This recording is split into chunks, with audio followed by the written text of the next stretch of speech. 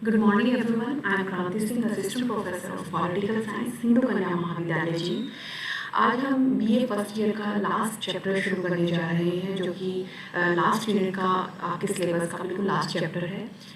भारतीय राजनीतिक व्यवस्था की उभरती प्रवृत्तियां एवं चुनौतियां, emerging trends and changes before Indian political system, chapter 12। अभी तक अगर मैं इस चैप्टर की बात करूँ तो बहुत ही इंपॉर्टेंट है, 60 मार्क्स का क्वेश्चन है और इसके टोटल 24 पॉइंट्स हैं, जो कि आप अभी तक जो टोटल 11 चैप्टर्स हुए हैं उनमें कई बार रिपीटेडली आप करते रहे हैं। तो मैं ये कह सकती हूँ कि ये जो आपका 12वां चैप्टर है, एक्चुअली में ये एक तरह से निचोड़ है आपकी पूरी बुक का। तो इसको आप ध्यान से सुनिए, इस वीडियो को अपने नोट्स भी आप साथ के साथ प्रिपेयर करते जाएं, ताकि आपको किसी तरह की प्रॉब्लम ना हो, और एमसीक्यू जरूर इसका नोट करते जाएं। अगर भारतीय राजनीतिक व्यवस्था की उभरती हुई प्रवृत्तियां और चुनौतियों की अगर मैं बात करूं, तो आपको ये तो पता ही है, भारत की आज़ादी को आज 75 ईयर्स हो, ऑलमोस्ट 74-75 ईयर्स हो चुकी हैं।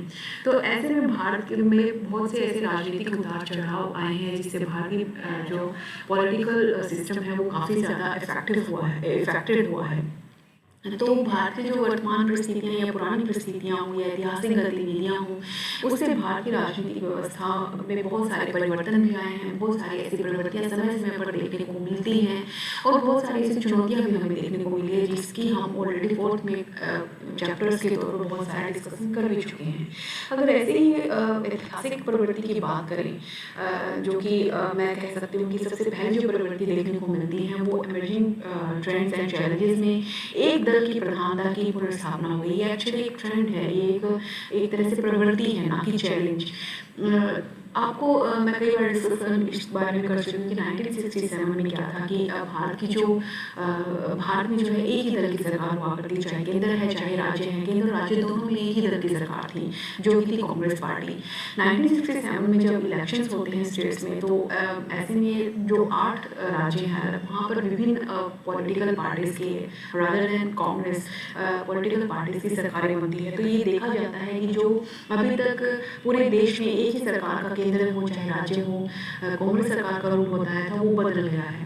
इसी तरह से जाते जाते केंद्र सरकार तक 1977 तक रूल करती है कांग्रेस पार्टी केंद्र में, लेकिन वहाँ पर भी केंद्र में भी देखा गया कि अब एक जो राज्य पार्टी थी कांग्रेस सरकार, उसका रूल नहीं रहा।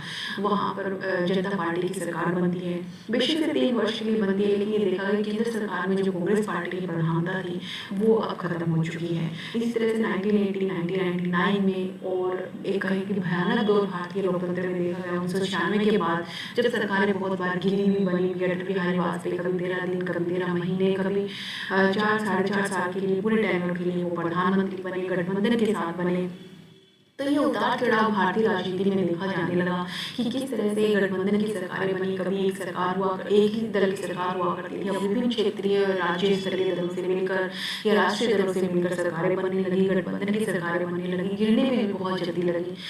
लेकिन 2014 में क्या देखा जाता है कि 2014 में एनडीए के अंतर्गत बीजेपी जो सरकार बनती है, उसमें बहुत सारे पॉलिटिकल पार्टीज होती हैं, लेकिन बीजेपी सरकार एक दल को बहुमत मिलता है और इस बहुमत के आधार पर जो है राजनीतिक जो सत्ता है बनती है। तो इस तरह से देखा गया कि फिर से बहुमत के आधार पर बहुत समय बाद, बहुत वर्ष बाद जो है एक सरकार सत्ता में आती है, और वही 2019 में भी देखा गया। तो पिछले 7 साल से हम देखते आ रहे हैं, 7-8 साल से, कि जो एक पार्टी है फिर से ये प्रवृत्ति देखने को भारतीय राजनीति में देखने को मिल रही है कि जिस तरह से कांग्रेस की यानी कि एक दल की सरकार हुआ करती थी, वैसा ही कुछ जो है आज देखने को मिल रहा है। 7 वर्षों में केंद्र सरकार तो है ही एक बहुमत के साथ आ रही है, किसी गठबंधन पर आधारित नहीं है, एक जो दल है वो खूब बहुमत लेकर सरकार बना रहा है। इसके अलावा राज्यों में भी ये प्रवृत्ति देखी गई है कि जो केंद्र में सरकार है वही सरकार जो है राज्य स्तर पर भी बन रही है। तो ये एक महत्वपूर्ण प्रवृत्ति भारतीय राजनीतिक परिस्थितियों में देखने को मिलती है। फिर है मजबूत क्षेत्रीय दल उभर कर सामने आ रहे हैं। आपने जो चैप्टर किया था 7 चैप्टर राजनीतिक दलों का, उसमें हमने डिस्कस किया था बहुत अच्छे से कि किस तरह से क्षेत्रीय दल बहुत अधिक उभर कर आ रहे हैं। हमने थोड़ा हिस्टोरिकल बैकग्राउंड भी देखा था, जैसे कि एडीएमके तमिलनाडु में, तेलुगु देशम आंध्र प्रदेश में, पंजाब में अकाली दल, महाराष्ट्र में शिवसेना, और बहुत सारे ऐसे क्षेत्रीय दल हैं, हरियाणा में लोक दल।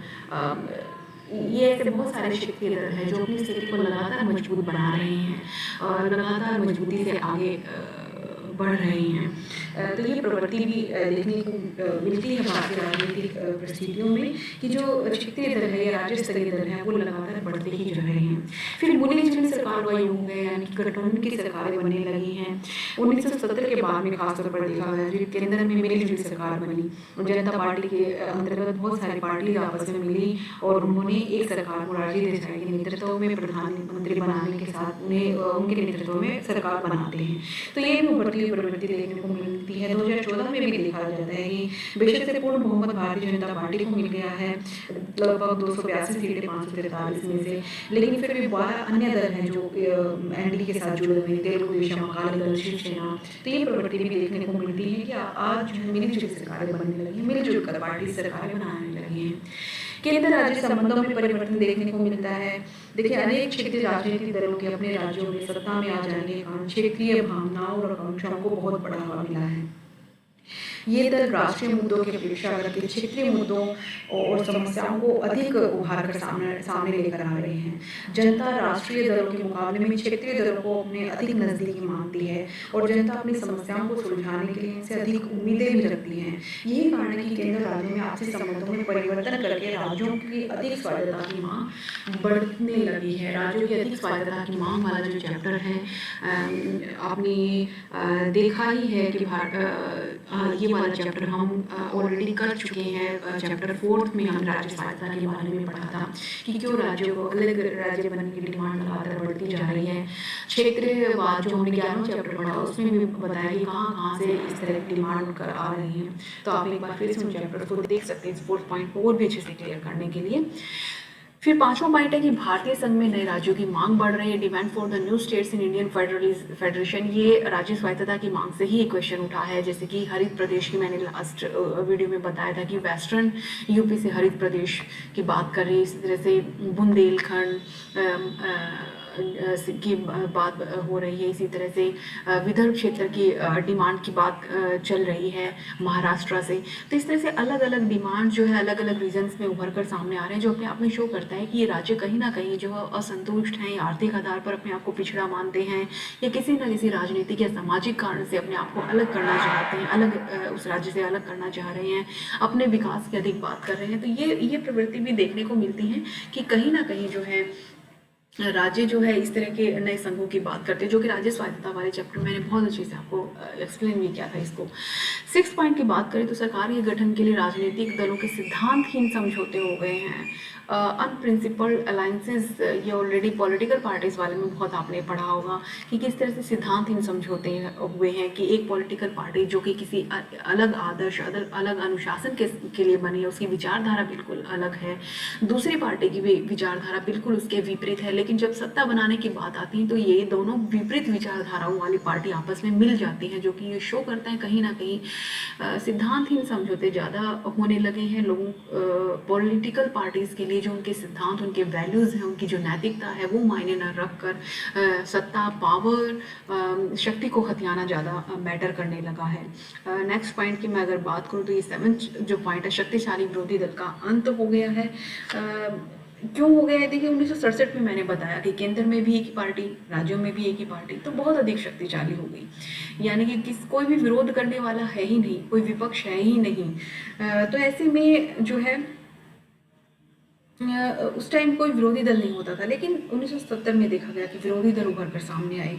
ये प्रवृत्ति 2014 तक बनी ही रही लगातार कि विरोधी दल बहुत मजबूती से भारतीय लोकतंत्र में खड़ा रहा, उसे पार्टी मिलती थी, विरोधी दल का नेता भी बनाया जाता था। लेकिन 2014 में प्रवृत्ति देखने को मिली कि कांग्रेस की जो सरकार है वो एक मजबूत विरोधी दल नहीं बन पाई, उसका विरोधी दल का नेता भी नहीं बन पाए, क्योंकि जो कंडीशन है 44 सीट्स टोटल सीट्स का 10% सीट्स लेने की, वो कंडीशन भी फुलफिल नहीं कर पाए। तो कहीं ना कहीं विरोधी दल जो है लगातार सिकुड़ता जा रहा है, अपनी उतनी मजबूत स्थिति दिखा नहीं पा रहा है। तो ये भी भारतीय राजनीति में प्रवृत्ति में देखने को मिलती है कि प्रवृत्ति नहीं है बल्कि एक चैलेंज भी है भारतीय राजनीति में कि जो विरोधी दल विरोधी दल होना इसलिए भी जरूरी है कि किसी भी लोकतंत्र में सिर्फ हाँ में हाँ मिलाने वाले लोग ना हो, वो लोग भी हों जो आपको आईना दिखा सकें, आपकी गलत बात पर आपको टोक सकें, आपको गलत बता सकें कि इस चीज़ में ये सुधार हो सकता है, आप ज़्यादा बेटर कर सकते हैं। तो ये चीज़, ये प्रवृत्ति दिखाने के लिए ज़रूरी है कि एक विरोधी दल भी हो। तो इस तरह से ये जो अंत देखा जा रहा है विरोधी दल का, कहीं ना कहीं भारतीय राजनीतिक परिस्थितियों के लिए बहुत ही नुकसानदेयक कहा जा सकता है। फिर है भारतीय राजनीति का अपराधीकरण। अपराधियों की लगातार भूमिका बढ़ती जा रही है भारतीय राजनीति में। साम दाम दंड भेद किसी भी रूप में हो, चाणक्य नीति के जो 4 गुण है, इनमें से कोई भी गुण अपनाकर या अवगुण अपनाकर जो है सत्ता में आना ही मकसद रह जाता है। तो ऐसे में कई बार बाहुबली या जो आपराधिक पृष्ठभूमि के लोग हैं उनको भी चुनाव में जनप्रतिनिधित्व दे दिया जाए और दे दिया जाता है। और उससे भी बुरी बात कि उन्हें मंत्री भी बना दिया जाता है। जैसे कि मैं एक एग्जांपल देती हूँ 2014 के 16वीं लोकसभा के इलेक्शंस का। वहाँ पर 34% जो सांसद है, लगभग 186, उन पे किसी ना किसी तरह का आपराधिक मामला था, जो कि बहुत बड़ा भारत में लोकतंत्र में जनप्रतिनिधित्व ही सब कुछ मायने रखता है। सोचिए, वो जनप्रतिनिधित्व अगर आपराधिक पृष्ठभूमि का है, वो आगे चुनकर जा रहा है, तो भारत के लिए ये एक बहुत ही संवेदनशील और सोचने वाला विषय बन जाता है। अब अगर मैं नेक्स्ट पॉइंट की बात करूं, स्लाइड्स थोड़ा सा हिल गया है, इसको ठीक कर लेते हैं। यस, अब अगर मैं नेक्स्ट पॉइंट की बात करूं आपके सामने, तो ये है 9 पॉइंट, भारतीय राजनीति में जातिवाद की भूमिका बहुत बढ़ गई है। इसके ऊपर तो ऑलरेडी 9th चैप्टर बहुत अच्छे से हुआ है कि किस तरह से 9th और 10th नहीं 9th चैप्टर है कि किस तरह से जो कास्ट है वो बहुत बड़ी भूमिका निभा रही है भारतीय राजनीति को, भारतीय राजनीति पर इफेक्ट डालने में। किस तरह से जाति के आधार पर वोट दिए जाते हैं, किस तरह से जाति के आधार पर उम्मीदवारों को खड़ा किया जाता है, किस तरह से जाति के आधार पर मंत्री बनाए जाते हैं, मंत्री परिषद, मंत्रिमंडल बनाए जाते हैं, जाति के आधार पर कई बार प्रधानमंत्री भी चुने गए हैं। तो जाति बहुत बड़ी भारतीय राजनीति में भूमिका निभा रही है। जाति से ये इम्पोर्टेंट जुड़ा हुआ मुद्दा आरक्षण है। आज कहीं ना कहीं आरक्षण जो है एक हथियार बन गया है वोट बैंक का।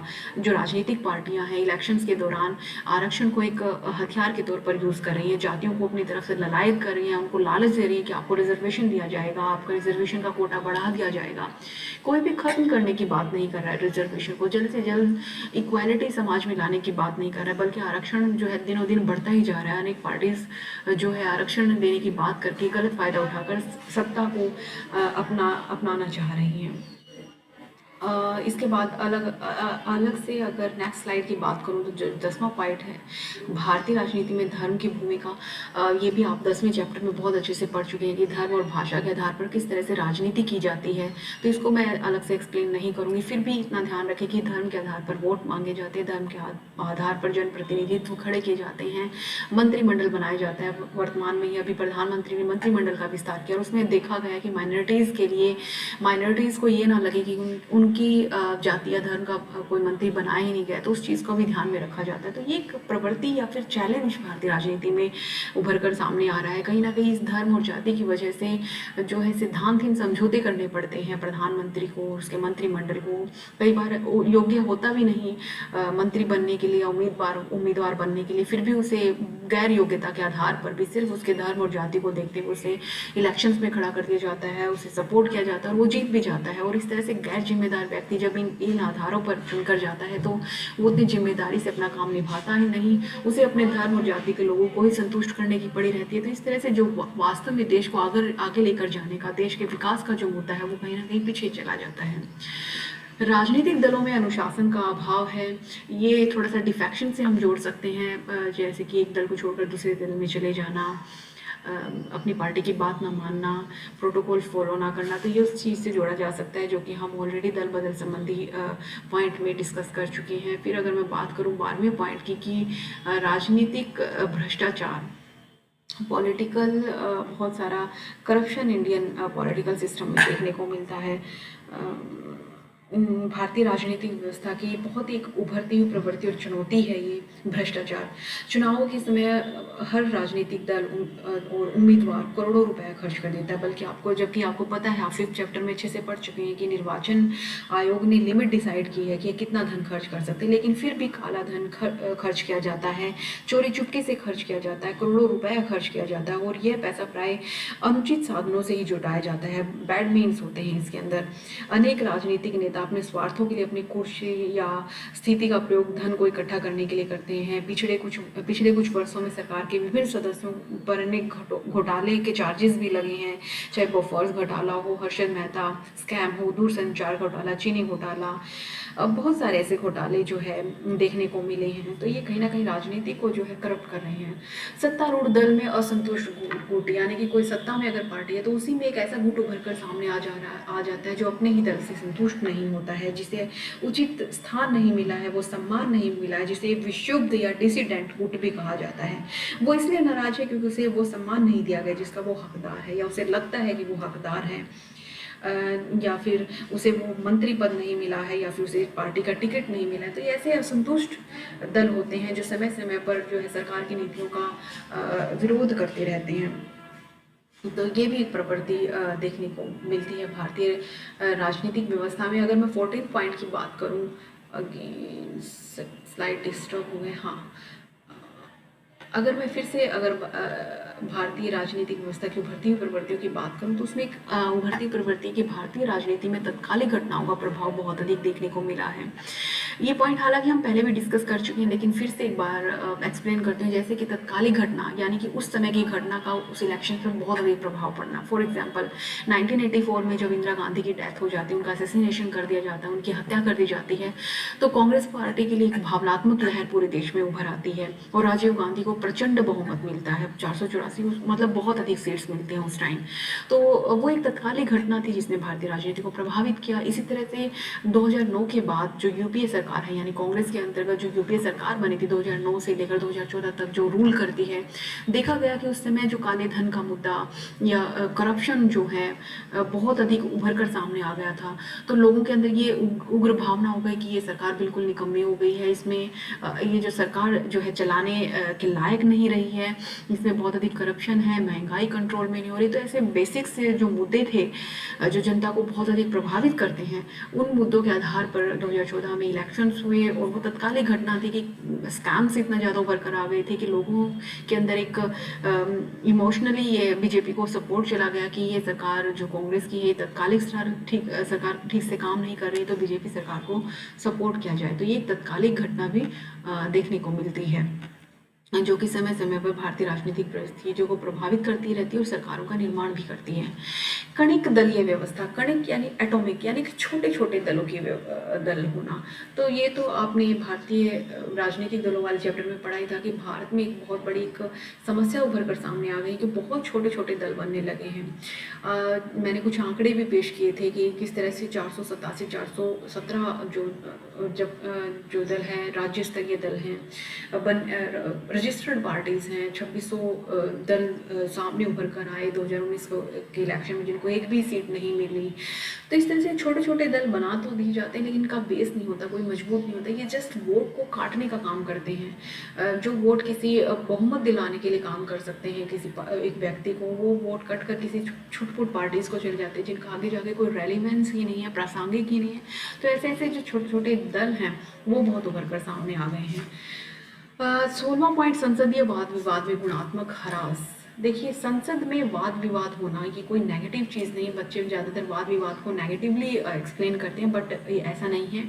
वाद विवाद होना एक लोकतंत्र की खूबसूरती है कि उस किसी भी चीज़ का सही पक्ष और गलत पक्ष दोनों ही पक्ष को सामने रखकर उस बीच का माध्यम, उसमें से अच्छी बातें चुनकर लेकर आना ही एक संसद में एक लोकतांत्रिक प्रणाली को शो करता है। तो भारतीय संसदीय व्यवस्था में बहुत अधिक ये खूबसूरत पहलू रहा था जब भारत आज़ाद हुआ था कि बहुत सारी बहसें होती थी संसद में, हर एक बिल को बहुत अच्छे से डिस्कशन किया जाता था। लेकिन ये आज बिल्कुल ख़त्म होता जा रहा है। संसद के सेशंस जो हैं बहुत कम होते जा रहे हैं, किसी वजह से वो किया नहीं जाता। सांसद जो है उनकी प्रेजेंट जो है लोकसभा राज्यसभा में बहुत कम होती जाती है। मुद्दे वाद विवाद के बहुत ही सत्रहीन हो गए हैं। देश की आर्थिक व्यवस्था, सामाजिक राजनीतिक व्यवस्था के बजाय बहुत ही गैर जरूरी मुद्दों पर वाद विवाद होते हैं और इतने गुणात्मक ह्रास हो गए हैं कि कई बार तो संसद की गरिमा का ध्यान भी नहीं रखा जाता, एक दूसरे से मारकाट की तरह सांसद आपस में लड़ते हैं। तो ये भी एक बहुत ही बुरी प्रवृत्ति भारतीय राजनीतिक व्यवस्था में देखने को मिलती है। इस तरह से धन शक्ति की बढ़ती भूमिका, यानी धन का बहुत अधिक प्रभाव राजनीति में देखने को मिल रहा है। जैसे कि मतदाताओं को लुभाया जाता है धन देकर, मतदाताओं को लाने ले जाने के लिए गाड़ियाँ यूज़ करना, बहुत सारा धन देना, शराब बंटवाना। एक एग्जाम्पल इसी से देखा जा सकता है कि 1952 में जहाँ खर्च हुआ था वो 2014 में जाकर 328 गुना बढ़ गया है। ये अपने आप में बहुत बड़ा आंकड़ा है। फिर है राजनीतिक दलों की संख्या और स्वरूप। राजनीतिक दलों की संख्या लगातार बढ़ रही है, स्वरूप बहुत कणिक हो गए हैं, इनके बहुत छोटे दल हैं। राज्य और राष्ट्रीय स्तर के दल लगातार अपनी गरिमा खोते जा रहे हैं। भारतीय राजनीति में हिंसा की प्रवृत्ति लगातार बढ़ती जा रही है। कैसे बढ़ती जा रही है इसके लिए मैं ऑलरेडी डिस्कस कर चुकी हूँ, जो कि मैं यहाँ फिर से एक्सप्लेन नहीं कर पाऊंगी। बहुत ही बेसिक से पॉइंट्स है जो कि कम से कम 10 बार डिस्कस हो चुके हैं। सरकार का बाहर से समर्थन देना। देखिए, कुछ दल जो है आपस में गठबंधन तो कर लेते हैं, लेकिन वो सरकार की नीतियों को उतना सहयोग नहीं करते। वो कहते हैं कि हम बाहर से समर्थन करेंगे, अगर हमें लगता है सरकार ठीक से काम नहीं कर रही तो हम अपना समर्थन वापस ले भी लेंगे। ये प्रवृत्ति 1989 में देखी गई थी। उसके बाद 2009 में देखा गया था कि किस तरह CPI CPM ने अपना समर्थन वापस ले लिया था कांग्रेस सरकार से, क्योंकि वो बाहर से समर्थन ले रहे थे। इस तरह सरकार में शामिल हुए बिना सरकार को बाहर से समर्थन देना राजनीतिक अस्थिरता को जन्म देता है। इस तरह की स्थिति राजनीतिक अस्थिरता के अतिरिक्त सरकार की अयोग्यता, कमजोरी, अवसरवादिता, राजनीतिक अवसरवादिता को दिखाई देती है। तो सरकार को बाहर से समर्थन देने की जो प्रवृत्ति है, वास्तव में समर्थन देने वाले दलों द्वारा सरकार की मजबूरियों को भुनाने और सरकार की असफलता के उत्तरदायित्व से बचने की अप्रत्यक्ष कोशिश है, जो किसी भी शासन प्रणाली के लिए उचित नहीं कही जा सकती है। फिर दल बदल की पूर्ण मनाही। ये दल बदल वाला जो आपने उसमें 2 संविधान संशोधन 52वां और 51वां किया था, उसमें उसको इसमें डिस्कस करना है। फिर प्रधानमंत्री की शक्तिशाली स्थिति फिर से स्थापित हो रही है। क्यों? क्योंकि पूर्ण बहुमत मिलता है तो प्रधानमंत्री को कोई भी डराने वाला नहीं है, क्योंकि प्रधानमंत्री को डर क्या रहता है, उसकी सरकार बीच में गिर ना जाए। पूर्ण बहुमत है तो सरकार गिरने का कोई संभावना ही नहीं है, क्योंकि कोई दल समर्थन वापस ले भी ले, कोई फर्क नहीं पड़ता। पूर्ण बहुमत की वजह से वो पूरे 5 साल तक रूल कर सकती है। तो प्रधानमंत्री की भूमिका फिर से शक्तिशाली हो गई है, क्योंकि 1977 के बाद देखा गया कि पूर्ण बहुमत की सरकारें नहीं बनी, आपस में गठबंधन की सरकारें बनती और राजनीतिक दल अपने लालच को पूरा करने के लिए, अपनी बात मनवाने के लिए समय समय पर अलग अलग जो है परिस्थितियों में सरकार को थ्रेटन करते हैं, डराते हैं कि वो समर्थन वापस ले लेंगे, उनकी ये बात मानी जाए, वो बात मानी जाएगी। लेकिन अब जो है 2014 के बाद देखा गया कि पूर्ण बहुमत मिलने की वजह से मोदी सरकार जो है एक मजबूत प्रधानमंत्री के तौर पर दिखे हैं और अपने स्वतंत्र निर्णय लेते हुए वो दिखाई देते हैं। अनिवार्य मतदान संबंधी प्रावधान, ये जो है मैं पॉइंट डिस्कस कर चुकी, लेकिन फिर से 2014 की अगर मैं बात करूं तो गुजरात में सबसे पहले हुआ कि सबको वोट देना स्थानीय निकाय चुनाव में, पंचायती चुनाव में अनिवार्य कर दिया गया। लेकिन भारत में ऐसा नहीं है। भारत सरकार में अनिवार्य मतदान कहीं पर भी लागू नहीं है, लेकिन हाँ, अधिक से अधिक लोगों की भागीदारी सुनिश्चित करने के लिए इस तरह से कदम उठाए जा सकते हैं। 24वां जो पॉइंट है आपके बुक में नहीं है, लेकिन मैंने अपनी तरफ से ये पॉइंट जनरेट किया है, तो आप इसको नोट कर सकते हैं कि राजनीति में महिला जनप्रतिनिधियों की संख्या लगातार बढ़ती जा रही है। जैसे 17वीं लोकसभा की बात करें तो 8,049 उम्मीदवार, जिनमें से 724 महिलाएं खड़ी हुई थी लोकसभा में और 78 जीतती थी। अब तक की सर्वाधिक भागीदारी है लोकसभा में। लोकसभा में महिला सांसदों की संख्या जो है पहले दहाई का आंकड़ा भी नहीं छू पाती थी, लेकिन देखा जाए तो अभी वर्तमान में ये 17% हो गई है, जो अपने आप में एक बड़ा ग्राफ है। तो इस तरह से जो महिलाओं की राजनीति में भूमिका है वो लगातार बढ़ती जा रही है। तो ये ग्राफिकल जो मैं डाटा आपको दे रही हूँ, ये आपकी बुक में नहीं है, ये पॉइंट भी आपकी बुक में नहीं है। आपको ये बहुत अच्छे से अपने नोट्स में आप मेंशन कर लेना है। इसके साथ ही ये टोटल जो 24 पॉइंट्स आपके ख़त्म होते हैं और आपका सिलेबस भी ख़त्म होता है। होपफुली आपको समझ में आया होगा। इसके 24 पॉइंट्स के बाद आप कंक्लूजन जरूर लिखें। तो इसी के साथ ही आपको वीडियो ख़त्म होता है। Thank you.